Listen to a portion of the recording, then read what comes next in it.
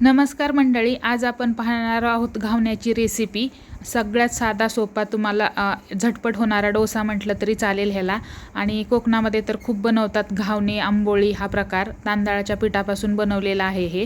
तर याच्यासाठी 1 ग्लास तांदळाचं पीठ घेतलेलं आहे। जे डी मार्टमध्ये भेटतं ते तांदळाचं पीठ घेतलं आहे इथं, पॉकेटचं तरी चालेल किंवा घरगुती राशनच्या तांदूळ तुम्हाला छान धुवून वाळत घालायचे आणि ते वाळलेले तांदूळ दळून आणायचे तुम्ही गिरणीवरतून आणि त्याचंही बनवू शकता। आणि हे जे घावणे आहेत ते खायला खूपच टेस्टी लागतात खोबऱ्याच्या चटणीसोबत, शेंगदाण्याच्या चटणीसोबत। आणि हा जो तवा आहे तो माझ्या मामींनी मला श्रीवर्धनवरून पाठवलेला आहे। ह्याला काहिल किंवा कावीळ किंवा बिडाचा तवाही म्हटलं जातं आणि खूप छान घावणे होतात याच्यावर। आणि चटणी ही मी शेंगदाण्याची बनवलेली आहे। शेंगदाणे, हिरवी मिरची, अद्रक, लसण, कोथिंबीर घालून मिक्सरला बारीक वाटून त्याला फोडणी दिलेली आहे मोहरीची। आणि हे जे काहिल आहे त्याला मी बघा बिडाचा तवा आहे त्याला छान तेल लावून घेतलेलं आहे आणि तांदळाच्या पिठामध्ये थोडीशी कोथिंबीर टाकलेली आहे आणि थोडंसं तेल लावून घ्यायचं। तवा चांगला गरम करायचा आणि त्याच्यानंतर आधी पळीने आपल्याला छान पीठ सोडून घ्यायचं आहे सगळीकडं।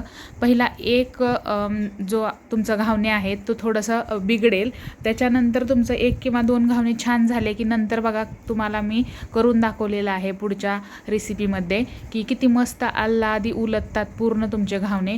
खूप मस्त टेस्टी आणि क्रिस्पी लागतात। तुम्ही हे डोशाच्या तव्यावरही बनवू शकता, पण सर्वात जास्त टेस्ट याच तव्यावरची येते आणि खूप मस्त। याच्यात खाल्लेलंही हेल्दी असतं।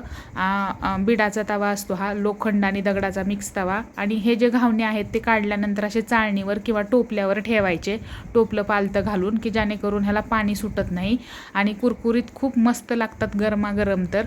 आणि नंतर बघा आता नेक्स्ट जो मी बनवत आहे ते किती छान आधी उलटत आहे, कडा सुटायला सुरुवात होतात आपोआपच।